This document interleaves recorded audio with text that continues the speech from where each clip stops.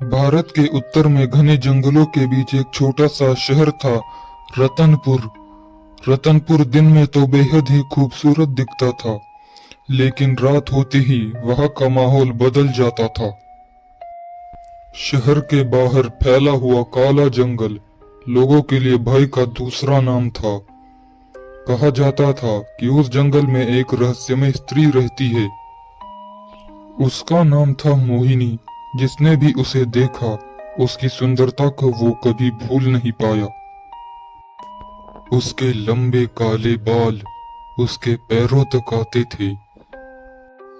उसकी आंखें चांदनी की तरह चमकती थी।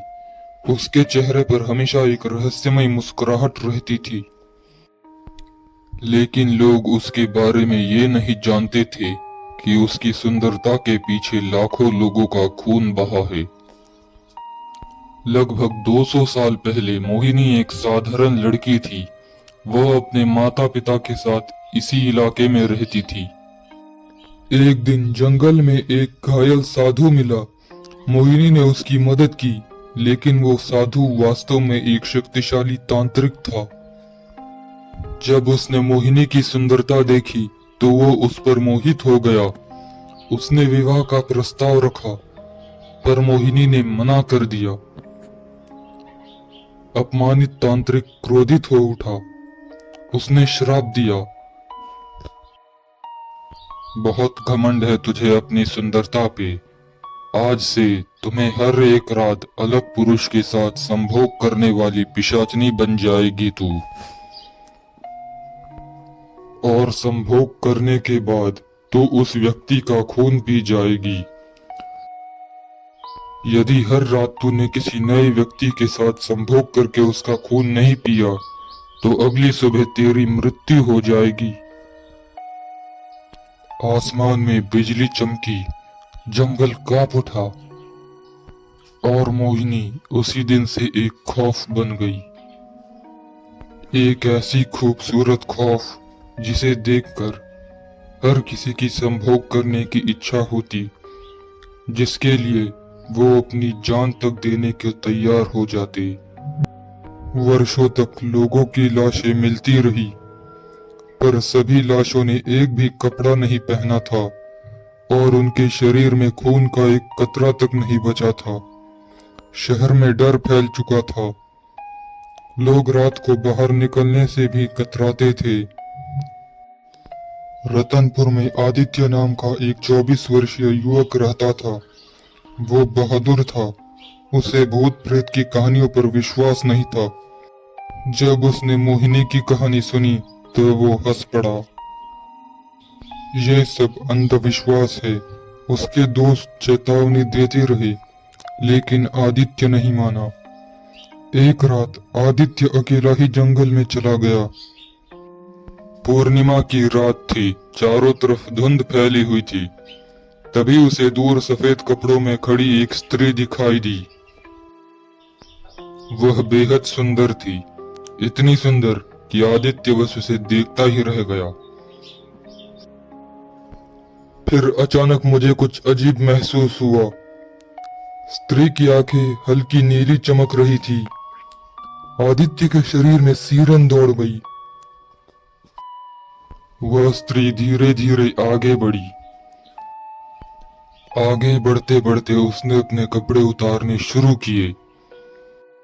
मैं इतनी खूबसूरत हूँ कि बार बार हर कोई मेरे लिए अपनी जान देने यहाँ चला आता है। अब मोहिनी आदित्य के चेहरे के सामने थी। उसके शरीर पर अब एक भी कपड़ा बचा नहीं था। आदित्य अब मोहिनी की सुंदरता में पूरी तरह डूब चुका था। मोहिनी ने अपना हाथ आदित्य के गाल पर रख दिया। आदित्य भी खुद को रोक ना सका। उसने मोहिनी की कमर पर हाथ रख दिया। उसकी कमर काफी ठंडी थी। अब आदित्य ने कसकर मोहिनी को गले लगा लिया। मोहिनी ने भी आदित्य को गले लगा लिया। आदित्य मोहिनी की पीठ को अपने दोनों हाथों से पकड़कर सहलाने लगा। अचानक मोहिनी ने एक मंत्र पढ़ा और आदित्य के सारे कपड़े गायब हो गए। आदित्य ने मोहिनी को अपने नीचे कसकर पकड़ लिया और उसके बाद एक औरत की कर्कश भरी आवाज पूरे जंगल में गूंज उठी। करीब 5 घंटे बाद जब आदित्य थक गया और अब वो मोहिनी को संतुष्ट नहीं कर सकता, तो अब मोहिनी के हाथ के नाखून बड़े होने लगे।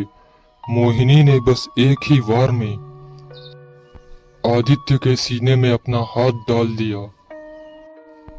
आदित्य जोर से चीखने लगा और मोहिनी ने उसका कलेजा एक ही झटके में बाहर निकाल लिया। चारों तरफ खून के फव्वारे फट पड़े। आदित्य वही मर गया और मोहिनी जानवरों की तरह उसका कलेजा खाने लगी। उसने आदित्य का सारा खून पी लिया। अब मोहिनी वहां से उठकर चली गई। अगली सुबह शहर वालों को आदित्य की लाश मिली, वो भी बिना एक भी कपड़े के। आदित्य के सभी दोस्त भी वहां पर पहुंचे। जब उन्होंने आदित्य की ऐसी हालत देखी तो वो रो पड़ी। रघु ने कहा, मैंने इसे मना किया था, पर इसने अपनी जिद के चक्कर में अपनी जान गंवा दी। विक्की ने कहा, हमें कुछ करना होगा, हम इसे ऐसे नहीं छोड़ सकते। नहीं, वो एक पिशाचनी है, हम उसका कुछ नहीं बिगाड़ सकते। अब चलो यहाँ से, हमें हमारे दोस्त का अंतिम संस्कार भी तो करना है। आदित्य को विदाई देने के बाद पूरा शहर ये फैसला लेता है कि शाम के 6 बजे के बाद अगर कोई भी अपने घर से बाहर निकला तो उसकी मौत का जिम्मेदार वो खुद होगा। बस उस रात से कोई भी शाम के 6 बजने के बाद कोई भी अपने घर से बाहर नहीं निकला।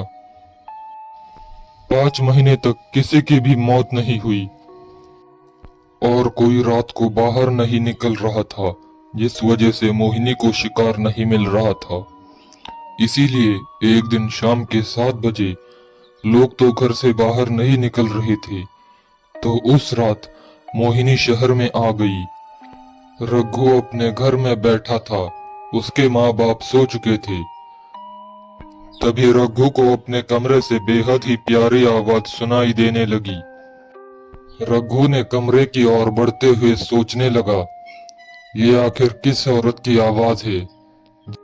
जैसे ही उसने अपने कमरे में कदम रखा, वैसे ही उसका दिल जोर जोर से धड़कने लगा। एक बेहद ही सुंदर लड़की बिना कपड़ों के रघु के बिस्तर पर लेटी हुई थी और उसे अपने पास बुला रही थी। रघु अपने आप पर काबू नहीं रख सका और वो मोहिनी की तरफ बढ़ चला। मुझे तुम्हारे साथ संभोग करना है। अब ये सुनना ही था कि रघु मोहिनी को पकड़कर संभोग शुरू किया। करीब रात के 1 बजे रघु के माँ बाप को एक लड़के की चीखने की आवाज सुनाई दी। उससे उनकी नींद खुल गई। सुनो जी, ये रघु के कमरे से किस लड़की की आवाज सिर्फ मुझे ही आ रही है या फिर तुम्हें भी आ रही है?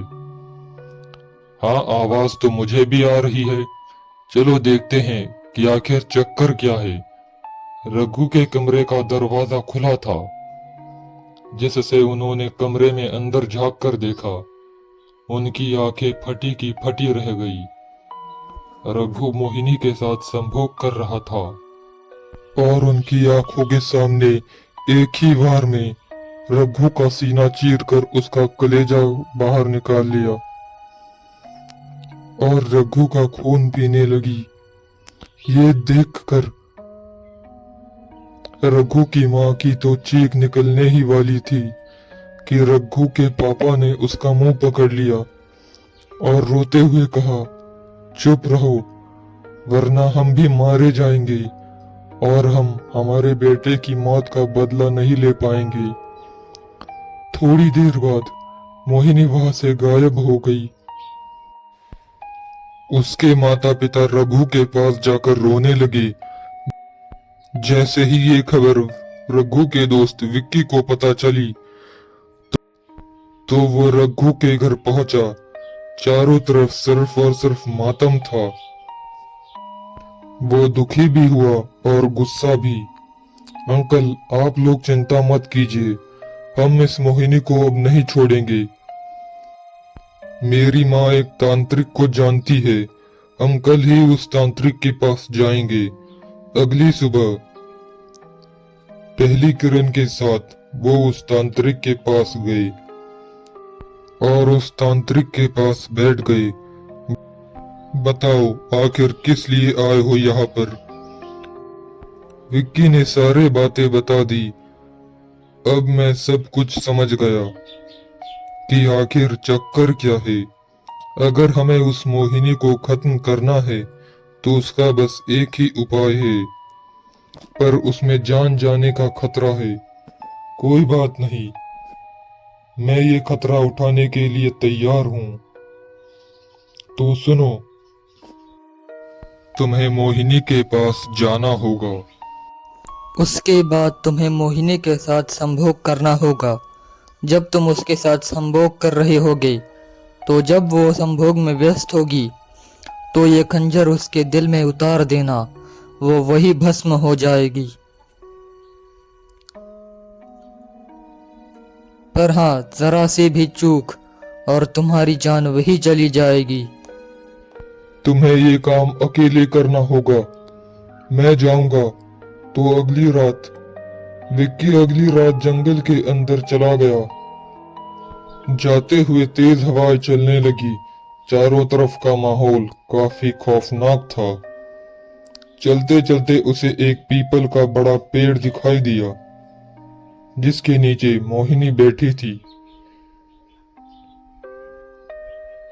वो इतनी सुंदर थी कि दुनिया की हर औरत उसकी सामने फीकी दिख रही थी।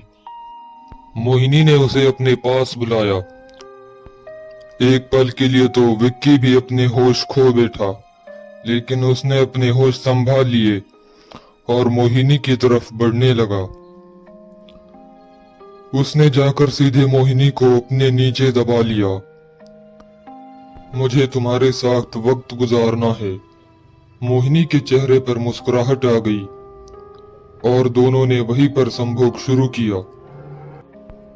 3 घंटे बाद जब मोहिनी पूरी तरह से खो चुकी थी, तभी अचानक विक्की ने खंजर उठाया और मोहिनी के सीने में खंजर उतार दिया। मोहिनी ने विक्की को दूर झटक दिया। मोहिनी दर्द से चीखने लगी। उसका शरीर धुआं बनकर गायब होने लगा। मेरे साथ धोखा किया है तुमने। मैं वापस आऊंगी और तुमसे बदला लूंगी। मोहिनी के खत्म होते ही विक्की वापस शहर आ गया। उसने सबको बताया, मोहिनी अब मर चुकी है। अब डरने की कोई बात नहीं है। उस दिन पूरे शहर ने खुशी मनाई, पर विक्की ने किसी को भी मोहिनी के चेतावनी के बारे में नहीं बताया। हेलो दोस्तों, अगर आपको हमारी डार्क डायरी की कहानियां अच्छी लगे तो प्लीज वीडियो को लाइक एंड चैनल को सब्सक्राइब कीजिए और वीडियो को जितना हो सके उतना शेयर कीजिए। तो दोस्तों, अब मिलते हैं एक और नई डरावनी खौफनाक कहानी के साथ।